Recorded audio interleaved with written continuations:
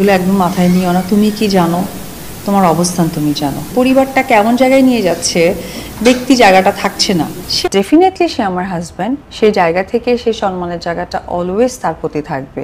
কারণ এটা তো আমাদের ধর্ম বলতে গেলে তো এটা একদমই অন্য লেভেলের একটা সম্মানের জায়গা।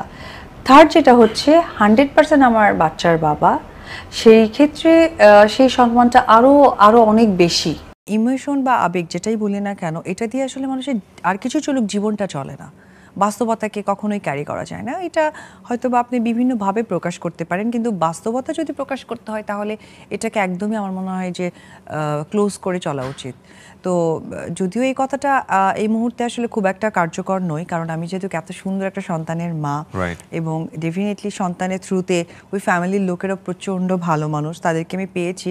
কিন্তু ব্যক্তি উপবিশ্বাস যদি একা একা বলা হয় যে তুমি নিজের মধ্যে একটা কথা বলো, তো তাহলে বলতে পারি যে হয়তো বা বিয়েটা আর কিছুদিন পর যদি চিন্তা করে করতাম বা ভেবে করতাম তাহলে আরো ভালো হতে। সে একদম এগুলো আমাকে বলে যে তুমি এগুলো একদম মাথায় নিও না, তুমি কি জানো, তোমার অবস্থান তুমি জানো। তো এইটুকু জানো, তো এই জন্যই আমি চুপ থাকতে অনেক বেশি উৎসাহিত বোধ করি, যার জন্য আমার প্রতিপক্ষ কিছু বলা বা করা দরকার হয়ে পড়ে বলে মনে হয় না। দেন আমার কোনো কাজ না, এই বাড়িটা ফাঁকা যাবে, নো, কোনোভাবে ফাঁকা যেতে দিব না।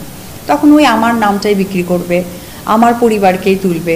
কারণ আমি না বরাবরই দেখেছি যে পরিবারটাকে না, ওই আমি একবার যখন এই আপনাদের চ্যানেলের মাধ্যমেই যখন এসেছি, এর পরবর্তী সময় না এটা ট্রেন চালু করে ফেলেছে, এবং পরিবারটা কেমন জায়গায় নিয়ে যাচ্ছে, ব্যক্তি জায়গাটা থাকছে না। কিছু জিনিস না ব্যক্তি জায়গায় থাকা খুবই ইম্পর্টেন্ট। মোরামিটাই আসছে, ন্যাস্টি আসছে। বেশ কিছু মাধ্যমে গিয়ে দেখি যে খুব মানে বাচালের মতো বলছে যে ন্যাস্টামো বন্ধ করা দরকার, নোংরামো বন্ধ করা দরকার, অথচ সেই নোংরামোর মধ্যেই নিজেদেরকে ফেলে দিচ্ছে।